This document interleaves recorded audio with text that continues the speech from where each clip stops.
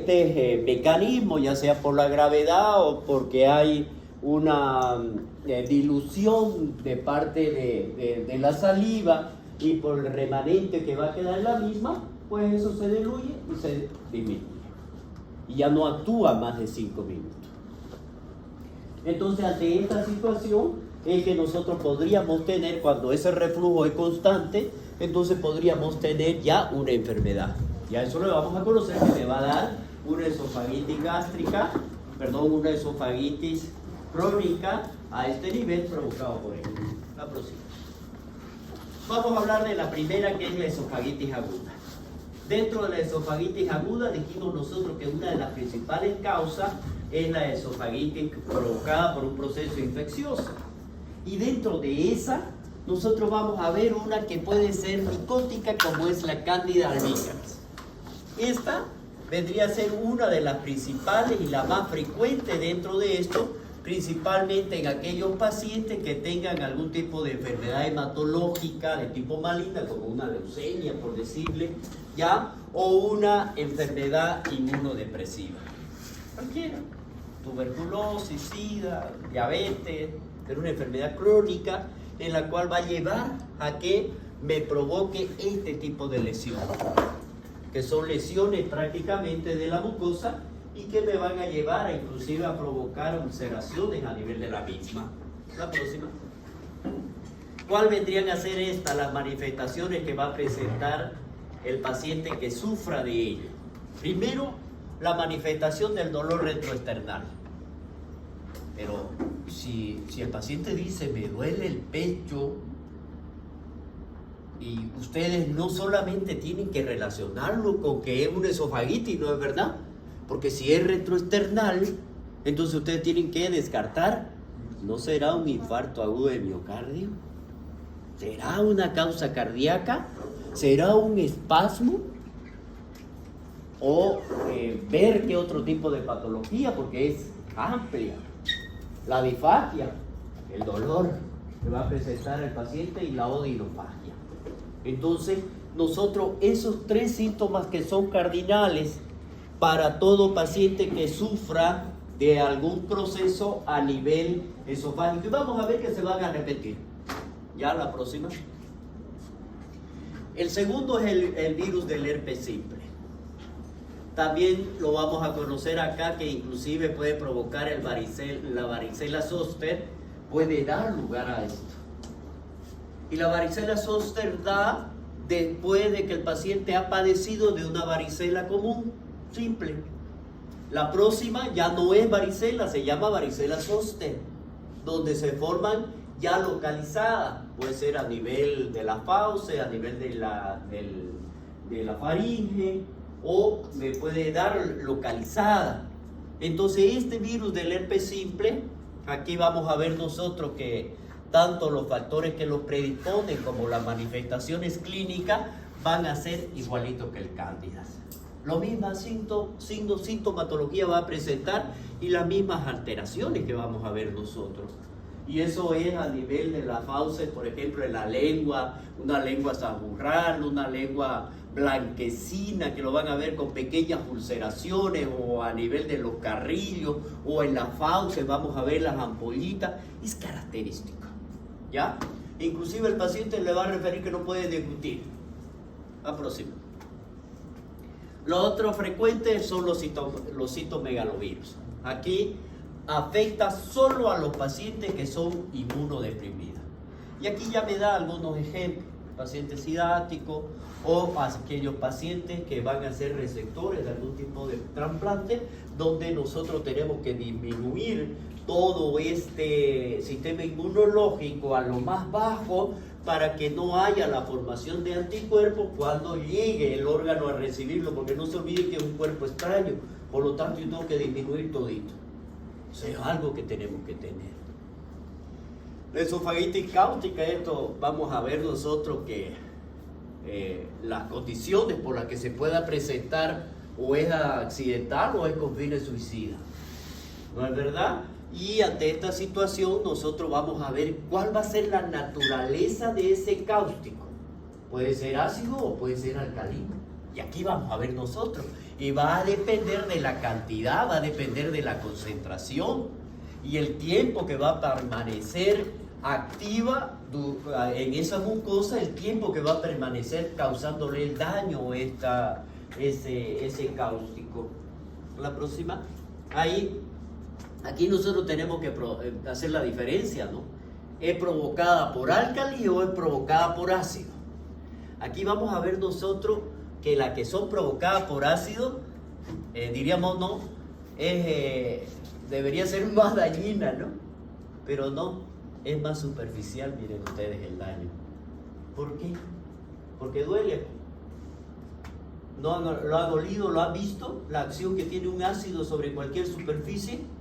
Imagínense que cuando se lo degluten, lo obliga pues a tomar agua, cualquier otra cosa y no van a tomar mucho. En cambio el álcali, se lo toman. Y ahí toman y toman bastante. La lesión aquí son más profundas y me causa una reacción que es hematosa muy importante, como la vamos a ver nosotros. Y la lesión que me va a llevar aquí, cualquiera de las dos, va a depender del tiempo y por lo tanto aquí me va a provocar una necrosis o una lesión inflamatoria que me va a llevar a una reparación posterior, y esa reparación posterior es donde van a venir todo lo demás, no es verdad, a trabajar, y entre ellos viene uno metiche. ¿Quién es? ¿El que viene a reparar? ¿Quién es el que repara todas las lesiones? ¿Ah? Fibroblasto. El fibroblasto viene y deposita fibrina y por lo tanto ahí va a dejar fibrina que se transforma en un tejido fibroso y por lo tanto esto se endurece, pues me disminuye la luz y hay una estenosis y ahí vienen las complicaciones mayores que vamos a tener. Bueno, en la evaluación de esto, miren ustedes, vamos a tener un periodo agudo, aquí es donde va a predominar el edema y una necrosis. Y en el periodo tardío ya viene la fibrosis con la retracción y la estenosis, que es lo que estamos viendo acá. Miren ustedes, el problema edematoso, agudo, y luego el tardío, que es este de acá. La próxima. Aquí vamos a ver nosotros lo por medicamentoso. Eso va a depender también de la cantidad. Generalmente estos son ocasionados porque se toma la aspirina, por ejemplo.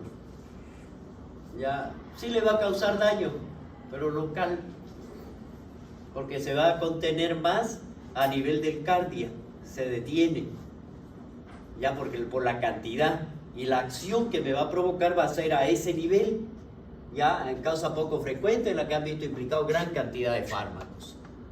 Localiza dónde es, a nivel del esfínter esofágico inferior, ¿no es verdad? El cardia, que sería en lo que los fármacos se quedan retenidos. Lo próximo. La otra es postradiación. Esto es sin querer. ¿Qué significa? Cuando se hace un tratamiento por radioterapia de un órgano que esté cerca del esófago. No se olviden el trayecto. Acá. Hasta aquí. Más o menos. Entonces, si se hace radiación cercano a él, me va a dar lugar a que haya una postradiación.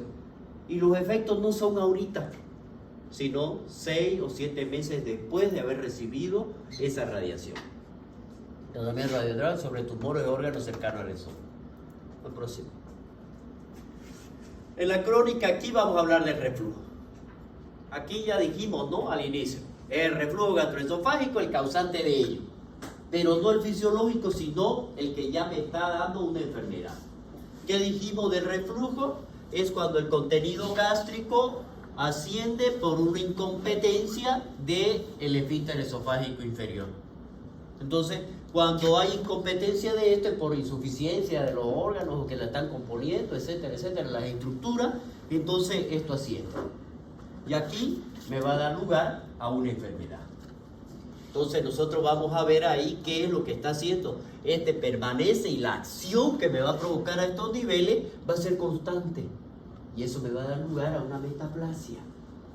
A la metaplasia que significa el crecimiento de un órgano, de un tejido en otro tejido que no le corresponde. y generalmente ese crecimiento es de intestino o de estómago. Cualquiera sea de los dos da lugar a que vayan a formar glándulas y ellos forman su producto. Puede ser ácido y todo lo demás, y eso hace de que venga y actúe de forma directa. Y ahí ya viene una de las complicaciones mayores que vamos a ver nosotros. ¿Cuál es? El esófago de barriga, que ya es un cáncer hasta que se demuestre lo contrario. La próxima. Entonces aquí vamos a ver nosotros que dijimos que la enfermedad. La enfermedad ya viene a ser el conjunto de signos y de síntomas que lo van a componer. ¿Y por quién van a estar dadas? Ya va a presentar lesiones que van a estar producidas en el paso del contenido gastroesofágico. Y aquí vamos a ver, de acuerdo a esto, la etiopatogenia. Ya dijimos que es la incompetencia del esfínter esofágico inferior. Y por lo tanto, ¿qué hay? Hay una disminución del tono del esfínter esofágico y hace que permite que ascienda el contenido gástrico hacia el esófago. La próxima. Y aquí vamos a ver nosotros cuáles van a ser los factores que van a disminuir el tono y la presión del esfínter esofágico inferior. Y por lo tanto son los que van a favorecer el contenido gástrico, el paso del contenido gástrico hacia el esófago.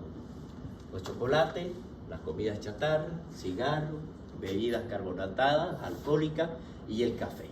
Lamentablemente está el café. Entonces vamos a ver algún tipo de definiciones que nos pueden complicar. Cuando hablamos de un reflujo gastroesofágico es cuando cualquiera sea. Es decir, un reflujo puede ser fisiológico y es el ascenso del contenido gástrico hacia el esófago. Bien, eso lo podemos tener, todito lo hemos tenido en un momento. Ahora, ¿qué se llama esofagitis por reflujo? Es el proceso inflamatorio de la mucosa gástrica provocado por el reflujo. ¿Consecuencia de quién? De un reflujo gastroesofágico patológico. No normal, porque lo vamos a ver después. La próxima. Entonces, ¿cómo lo vamos a clasificar? Nosotros para poderlo estudiar, la clasificación que recibe es endoscópica.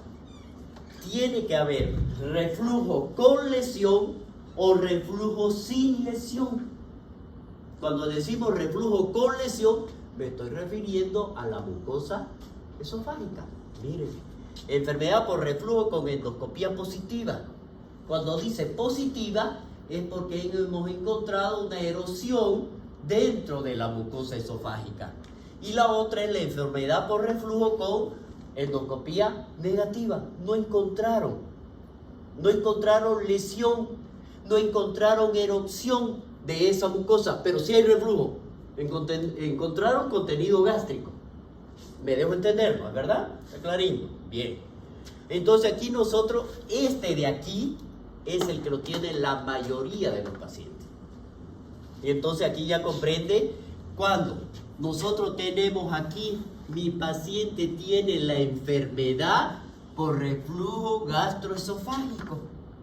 Tiene una enfermedad porque está constante, pero que no me ha provocado lesión. Y otra es que sí la tiene el reflujo y me ha provocado otra lesión. Entonces ya son dos componentes que nosotros tenemos que ver. Por lo tanto aquí dice, no presenta ni esófago de Barre, ni lesión definida en la mucosa. ¿Por qué? Porque no tiene. Entonces es un paciente con una enfermedad con reflujo gastroesofágico porque tiene toda la sintomatología y a la endoscopía encontramos nosotros reflujo contenido. Y la otra sería, por eso es todo lo contrario. Es decir, se hizo la endoscopía, no todo lo contrario, se hizo la endoscopía, se encontró la lesión y existe también el contenido del reflujo. Tenemos las dos clasificaciones. ¿Quién me la va a dar? El endoscopio. Con lesión y sin lesión. Bien, la próxima. Mire usted, alrededor del 60% de los pacientes que tienen síntomas típicos de una enfermedad por reflujo no presentan ninguna alteración endoscópica. ¿Qué dijimos que era? ¿Qué dijimos que era? que no tiene ninguna alteración del endoscopio? La lesión, no hay, pero sí hay reflujo. El ERGE por nada más entonces se puede presentar de dos formas, típicas o atípicas. Típica y atípica, son las dos formas. ¿Cuál sería la típica? La que tiene los síntomas típicos y son los más significativos. La pirrosis, que es la sensación de ardor que sube, y la regurgitación ácida porque llegó a la boca inclusive. Esos son reflujos. Y seguramente en algún momento de nuestra vida hemos tenido esto. ¿Ya? Y entre otros síntomas están el eructo, las náuseas, cialorrea, disfagia, hipo y dolor en epigastrio. Los síntomas atípicos, y aquí vamos a ver, podemos tener esto de acá, pero le vamos a sumar la tos crónica. Y esa tos crónica es porque en la noche existe el reflujo y existe una broncoaspiración, se van hacia los bronquios. ¿Ya? Disfonía y dolor torácico e hipo. Bien, pasemos a la próxima. Miren ustedes aquí. Según esto, la prevalencia, hasta ahorita no existe una prueba específica para que me den los signos y los síntomas clásicos para poder hacer un estudio y decir, esta es la prueba de oro que me dice a mí, o el gol estándar que me diga, esto es lo característico para que digamos que hay un reflujo. ¿Por qué? Porque nadie va en un inicio. Nadie va. Solo va cuando ya se complicaron las cosas.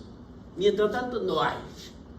Diferentes estudios han analizado la prevalencia de los síntomas típicos, dentro de lo que se encontró que varía, miren ustedes, en un 10 y un 48% para la pirrosis, y entre un 9 y un 45% la regurgitación ácida, y entre un 21 y un 59% para ambos. Por lo tanto, pueden tenerlo, pueden presentarse, es lo más característico y por eso son los tres parámetros que hemos dado. Según la fisiopatología, miren ustedes, los episodios de reflujo normales, todos tenemos, que ya les he dicho, en personas sanas, son durante y después de la comida los más frecuentes, duran menos de 5 minutos como dijimos, excepcionalmente pueden ser más de 10 minutos, sin complicaciones y raro que se presenten en la noche. La próxima. Para eso nosotros tenemos las barreras antirreflujo, para evitar que tarde más de 5 minutos. Primero, la aclaración esofágica, el aclaramiento de volumen y el aclaramiento residual. Para esto de aquí, que estos tres serían los primeros, la barrera antirreflujo, tengo una barrera esofágica especial anatómica, preepitelial, está en la mucosa, epiteliales y posepiteliales. Cuando hablamos de la posepitelial ya está el flujo sanguíneo.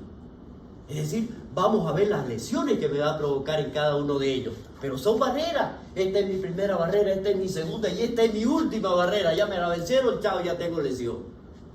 Pero esta de acá, el aclaramiento esofágico, va a depender mucho para que no se presente daño en esta.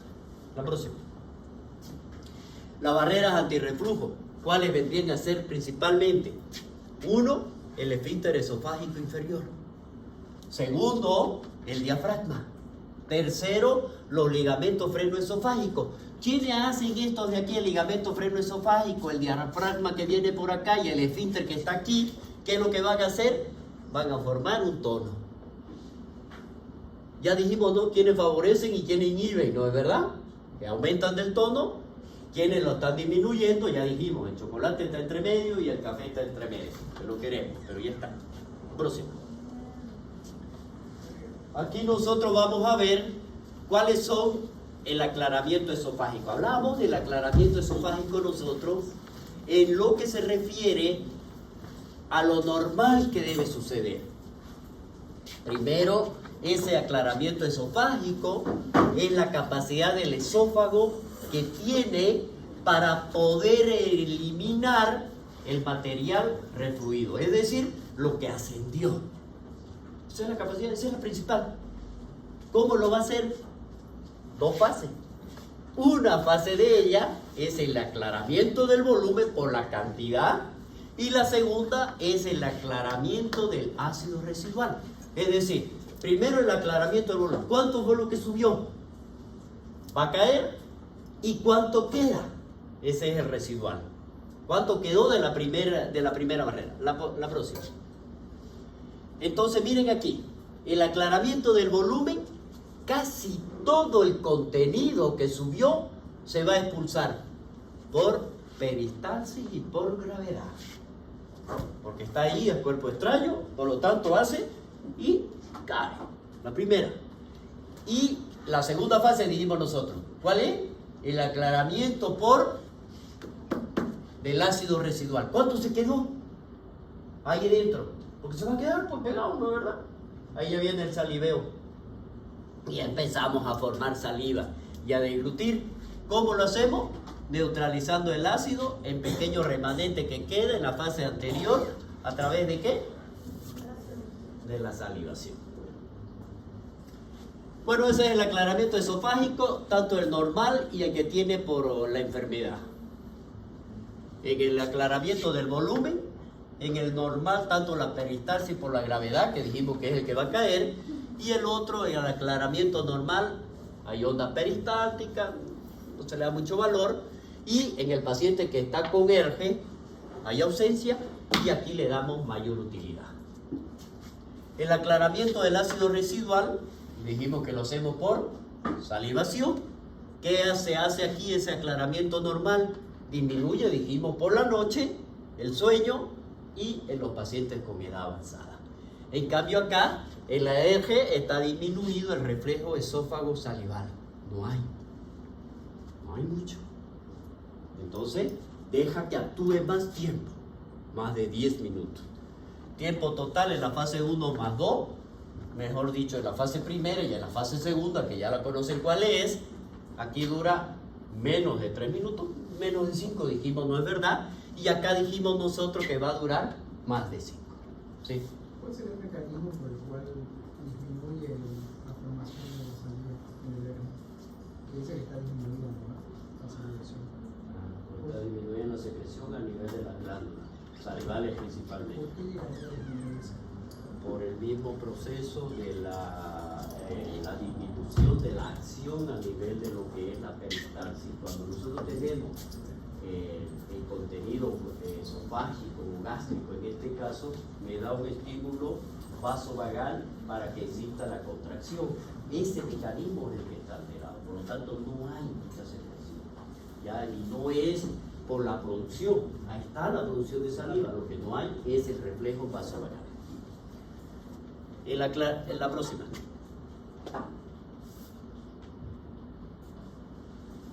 No, la anterior. Ahí.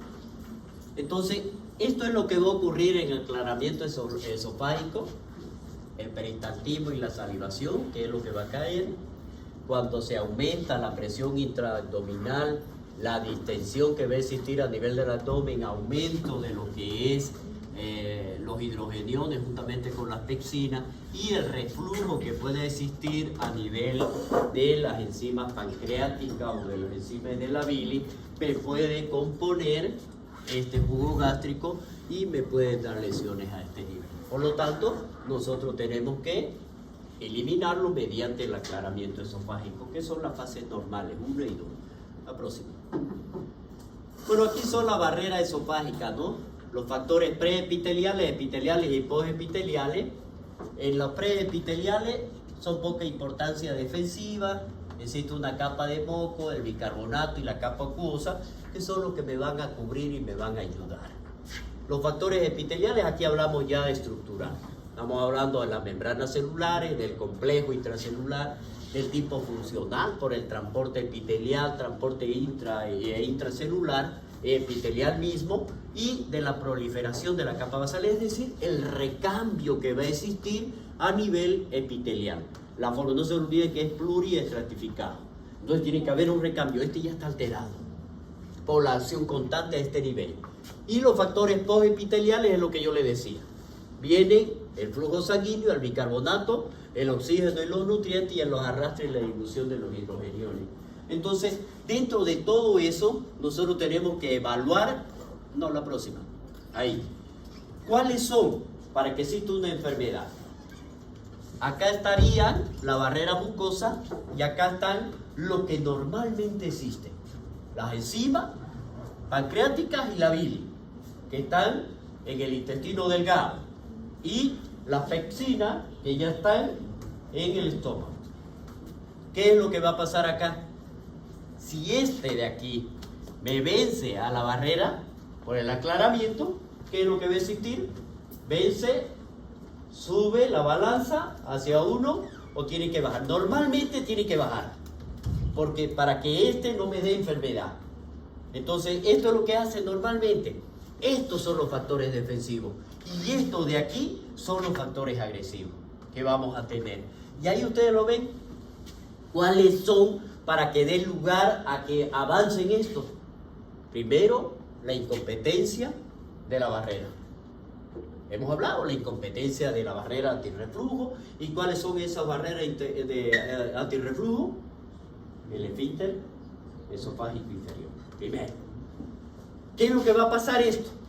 Si hay una incompetencia, me va a dar lugar a un reflujo patológico constante. Bien. ¿Qué es lo que hay? La disfunción, ¿no es verdad?, del esfínter esofágico. Hay una hipotonía basal y hay unas relajaciones que son transitorias. Por lo tanto, me da lugar a que exista ese reflujo constante y permanente sobre esta lesión. Por lo tanto, influyen los factores anatómicos dentro de ellas y de la composición que tiene el esfínter esofágico inferior. La próxima. Estos son los factores lesivos, los agentes ácidos, pepsina, bilis y pepsina. Mecanismos son directos y la proteólisis que va a existir, o la acción detergente indirecto, que son los aumentos de la retrodifusión de hidrogeniones que lo hace la bilis, y la pepsina, que son directos a través de la proteólisis. ¿Cuáles son la implicación en la enfermedad del reflujo gastroesofágico? Si nosotros hablamos del ácido y la pepsina en este caso, ¿qué es lo que va a ocurrir? Son agentes lesivos, directamente son agentes lesivos, y van a participar cerca del 90%, si no es más, en las enfermedades por reflujo gastroesofágico. Estos dos. La bilis y las pepsinas son limitadas, ¿ya? Puede estar inclusive en ausencia de ácido, puede presentarse esto y darme algún tipo de lesión. La próxima.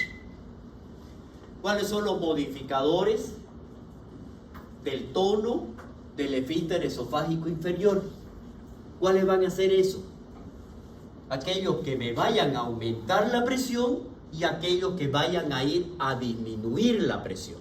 ¿Cuáles son aquellos que aumentan la presión? Y tenemos nosotros 4 componentes: hormonas, péptidos, fármacos y alimentos. Entre las hormonas, la gastrina, la motilina; entre los péptidos, la bombecina, la encefalina y la sustancia P; entre los fármacos, los adrenérgicos, los alfa, los antiácidos, la metoclopramida, la domperidona y la prostaglandina. Estos dos son los que más nosotros utilizamos juntamente con el antiácido para aumentar la presión cuando esta está disminuida. Cuando esa está disminuida, en caso de los pacientes que ya tienen esta enfermedad. Los alimentos, las proteínas. ¿Cuáles son los que disminuyen la presión? Ahí lo tenemos: la colecistoquinina, el estrógeno, el glucagón, la somatostatina y la secretina. Los péptidos tenemos dentro de ellos el inhibidor gástrico y el PIP, que es una molécula especializada dentro de esta proteína y que me da también a nivel de los neuropéptidos. Si hablamos nosotros de los fármacos, lo que disminuyen es lo contrario. Tenemos nosotros los beta-adrenérgicos, los antagonistas del calcio, los barbitúricos, el diazepam, dopamina y teofilina. Y dentro de los alimentos, la grasa, el chocolate y el alcohol, que era lo que habíamos visto. Por lo tanto, miren ustedes, me están dando las pautas para poder yo hacer el tratamiento en caso de que mi paciente presente alguna alteración de reflujo gastroesofágico. Me la están dando la pauta. Pero vamos a ver que el tratamiento médico, que vamos a ver después cómo es y en qué consiste. Bueno, ya la hernia hiatal se la considera dentro de esta, que puede ser, ojo, no todo paciente que tenga hernia hiatal tiene reflujo gastroesofágico. No todo paciente que tenga reflujo gastroesofágico tiene necesariamente hernia hiatal. ¿Ya? Vamos a ver esto, cuáles van a ser. Vamos a ver que hay desplazamiento cuando la hernia se transforma por un deslizamiento o por protrusión. La próxima. La anatomopatología dentro de esto, cuando ya se realiza y se ha descubierto que hay un reflujo, vamos a ver los datos microscópicos en la mucosa. ¿Qué es lo que se va a encontrar? Lo primero que encuentra en ese estudio anatomopatológico son los eosinófilos en el epitelio, con o sin neutrófilo, hiperplasia de la capa basal y elongación de las papilas de la lámina propia. Esa es la lesión la que me está dando la característica de una esofagitis. Ahora, la ausencia de estos datos no excluye el reflujo patológico. Ojo, la ausencia de esto no me dice que mi paciente no tenga reflujo. No se olviden, porque ¿qué hemos dicho? De acuerdo a la clasificación, o negativa. ¿No es verdad? Bien, la próxima. La esofagitis aguda, vamos a considerar nosotros que hay neutrófilo en la submucosa y en la mucosa. Cuando ya hablamos de un esófago de Barr, aquí ya hay una lesión específica, ya hay una lesión. Y las características son en forma de lengüeta. Hagan de cuenta de que este es la mucosa y mi mano es la lengüeta. O sea, el crecimiento y la metaplasia de las células generalmente del intestino o gástrica. Y eso va a depender el tamaño para que veamos la malignidad. Mayor a 3 centímetros se dice que ya es maligno. Bueno, ya, pero no me voy a meter todavía porque eso nos falta. ¿Cómo lo definimos? El reemplazo de la mucosa esofágica, planes pluriestratificados, está por el epitelio columnar consistente en la célula mucosa. Ya lo dijimos, ¿no es verdad? Ya hablamos de esto.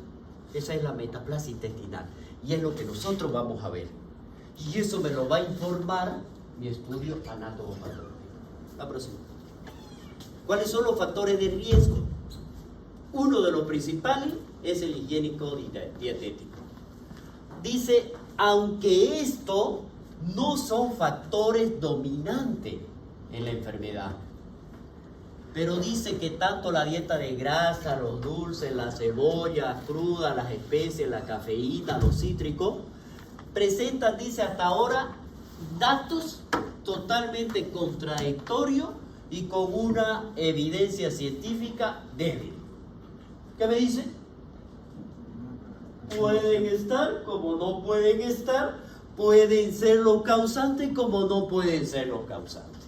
Pero, ¿me van a dar alteraciones? Sí, me van a dar alteraciones. Pero no me están diciendo que son los dominantes. Veamos. El consumo de alcohol, miren ustedes, o la bebida carbonatada y las comidas copiosas. El alcohol, el tabaco son los factores de riesgo, también con evidencia científica débil, por los estudios que se han realizado.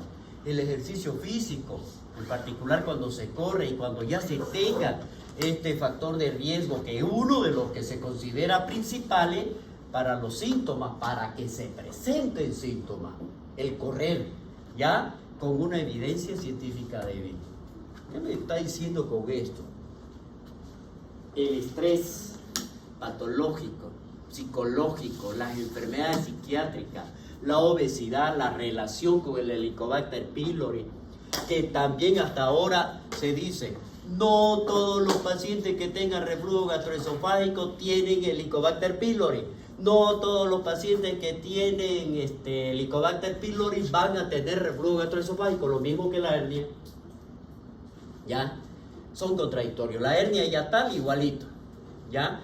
Los medicamentos que provocan reflujo y que producen disminución de la presión del esfínter esofágico inferior, se pueden afirmar que el hecho de dormir sobre el lado izquierdo, miren ustedes, este es el lado izquierdo, ¿cuál es la forma del estómago? En mi mano, así.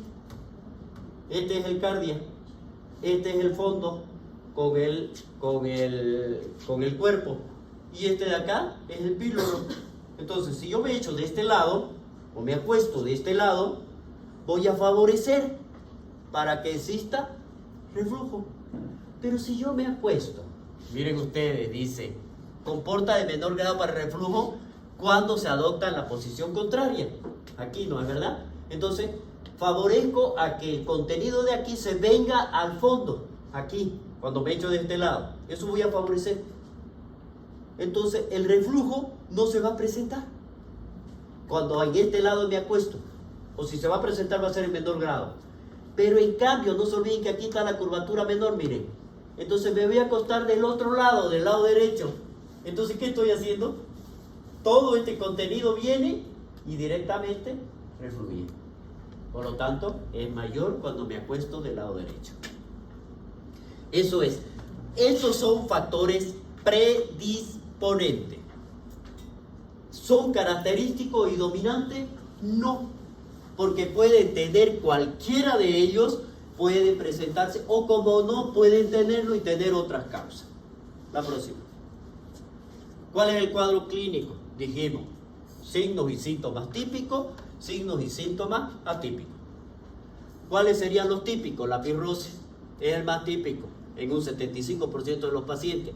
Hay regurgitación ácida, disfagia, dinofagia, hipo, dolor torácico, epigástrico, pérdida del esmalte dental, náusea, e inclusive se presentan hematemesis por el daño que pueda provocar en la lesión a nivel de la mucosa y puede llevar a romper un vaso. Próximo. La pirrosis y la regurgitación no son suficientes para que nosotros podamos hacer el diagnóstico de una enfermedad reflujo gastroesofágica, un diagnóstico exacto. Si nosotros lo diagnosticáramos, miren ustedes, en base a esos síntomas, el 30% de los individuos con reflujo gastroesofágico no serían diagnosticados. Y el 47% de los individuos sanos serían diagnosticados incorrectamente como enfermedades por reflujo gastroesofágico. ¿Por qué? Porque lo podemos tener en cualquier momento de nuestra vida. En conclusión, la presencia de los síntomas típicos no aseguran el diagnóstico de enfermedad reflujo gastroesofágico. Claro. Vamos. ¿Cuál sería el cuadro clínico? Cuando es atípico los síntomas. Primero, si me afectan los pulmones, tos crónica, bronquitis, asma, abscesos pulmonares, porque me va a dar una neumonía química y me va a provocar este tipo de lesión. Torácico, el dolor precordial. Si nosotros hablamos de otorrinolaringología, laringoespasmo, difonía, tos persistente, dolor faríngeo, disfagia, odinofagia, otitis media, aclaramiento de garganta. ¿Cuál es el aclaramiento de garganta? Cada rato, y lo va a escuchar usted. ¿Por qué? Porque siente algo acá, pues. Y ya el reflujo. La próxima. ¿Cuáles son los métodos diagnósticos? La historia clínica. Fundamental que nosotros obtengamos nuestro diagnóstico de la esofagitis y que sea causado por el reflujo gastroesofágico. ¿Y quién es el que me va a decir? Tenemos los síntomas y los signos que son totalmente no seguros, digamos, ¿no es verdad? Porque podemos tenerlo cualquiera, pero ya me tengo la sospecha. Tiene una esofagitis, pero tenemos que saber cómo. ¿Quién me lo va a dar el diagnóstico? La endoscopía. Entonces la endoscopía la hacemos. La hacemos la endoscopía y me va a decir la endoscopía. Hay lesión causada por reflujo, porque ahí lo veo el jugo. O no hay lesión, pero sí hay reflujo. Ah, ya, magnífico. Ya lo tenemos. Y me está dando el grado de la lesión. ¿Dónde está? ¿Y qué es el próximo paso que tenemos que hacer? Biopsia. ¿Para qué? Para que me diga, ¿es aguda o es crónica? Bien, entonces ya tiene el paso clásico, ¿no es verdad? La próxima. La radiografía, hay escasa sensibilidad, pero para ver sus complicaciones más que todo, ¿no? El test de Bernstein, en este caso, lo que se hace es provocarle un esofagitis colocándole un ácido ahí, una bebida ácida, ¿no? Y el monitoreo ambulatorio, el pH. No se olviden esto. La pH-metría esofágica es muy importante. Y la manometría esofágica para saber la presión. Es muy importante. Y esto lo hacen ya, pero lo vamos a hacer cuando tengamos nosotros fines terapéuticos. Vamos a operar, ¿qué vamos a hacer? Elementos para entregar friabilidad de la mucosa, erosiva, lineales y erosiones. Es eso que están viendo ustedes ahí. Y el reflujo del contenido gástrico, que es lo que se nota. Y esta es la lesión en lengüeta que podemos identificar dentro de la lesión. La próxima.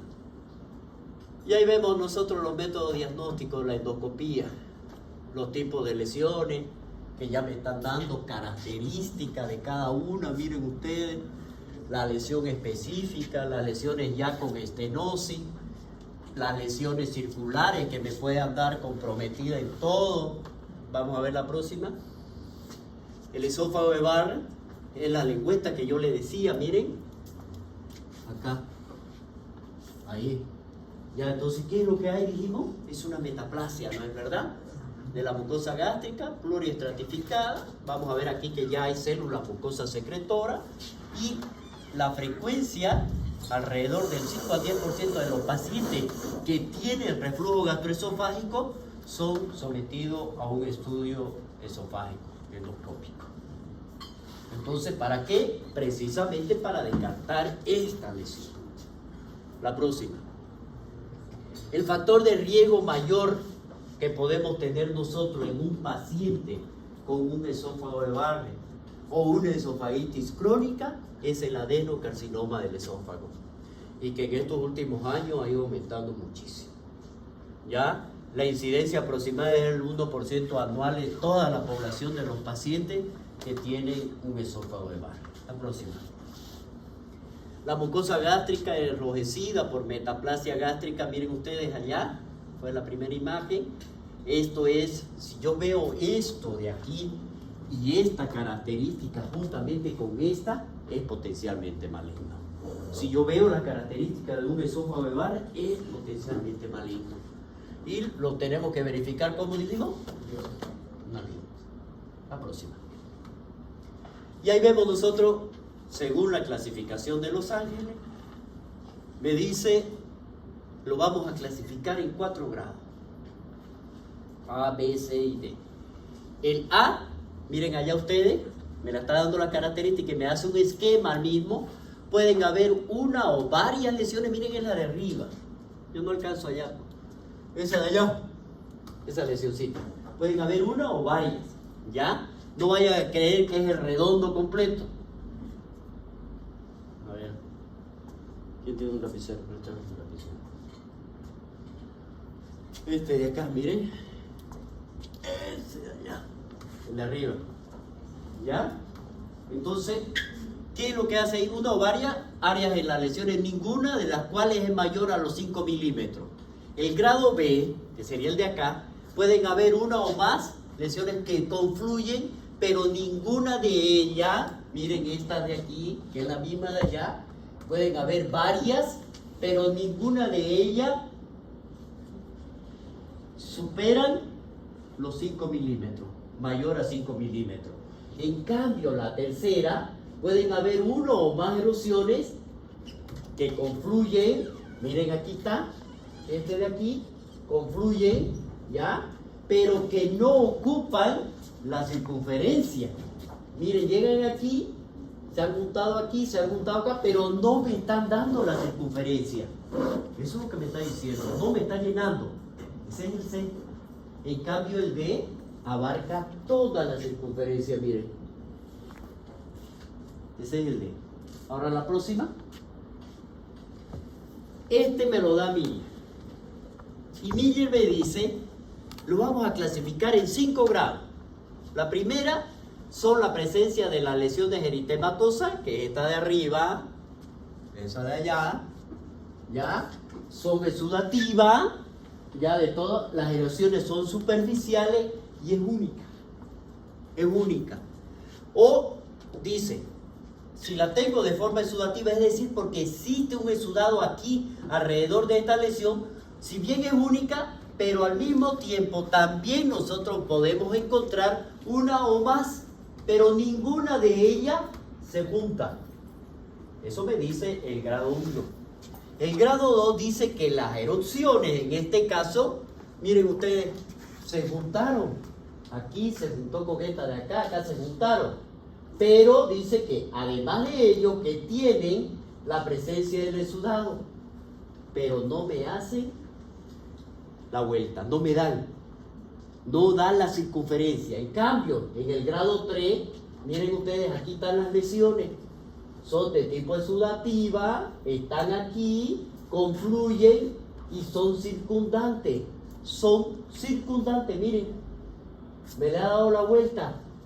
Lo único que lo diferencia aquí es que no hay estenosis. No está habiendo disminución de la luz. El grado 4 ya existe otra cosa.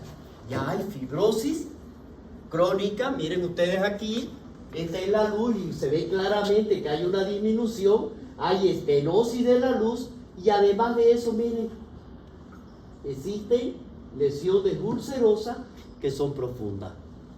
Y el último ya es el esófago de Barré, que es esta de aquí. La próxima. Los métodos diagnósticos, entonces, la prueba de que determinan la presencia del reflujo patológico. Vamos a ver nosotros la pH-metría y la prueba que ponen de manifiesto la repercusión del reflujo sobre el esófago. Es decir, ¿qué me está dando? ¿Qué lesión me está dando? Endoscopía, histología, radiología y el test de Bernstein. Próximo. Bueno, ahí está el monitoreo del ambulatorio de pH, ya portátil, de corto y largo plazo. Valora la capacidad del esófago para eliminar el ácido y la presión del esófago del esfínter esofágico inferior es de 1 a 2 milímetros de mercurio. Si supera esto, ya es diagnóstico. Ya registra el número de episodios y permite relacionar los síntomas con los episodios del reflujo. La próxima. Esta es la prueba de Bernstein que ya la hablamos. La próxima. La manometría esofágica en este caso es para ver y nos da las indicaciones limitadas en el diagnóstico de positivo ya de la enfermedad del reflujo y estudia la motilidad esofágica en estos pacientes, que son, ¿para qué dijimos? Candidato a una cirugía antirreflujo. En ellos sí es conveniente hacerlo, para definir cuál es el plan más óptimo para poder llegar con esa cirugía a nuestro paciente. Debemos ubicar y colocamos el esfínter esofágico y lo colocamos el electrodo. Próximo. Y con eso terminamos. Diagnóstico diferencial. Enfermedades del tubo digestivo y enfermedades cardiovasculares. Próximo. Ahí está. De cada uno de ellos. La calasia y quedamos ahí. Eso ya que lo vea el doctor Yair. ¿Qué número es? 53. ¿Hasta que terminamos? Nos faltaron 30 diapositivas. Ya chicos, entonces se lo encargo al doctor Yair.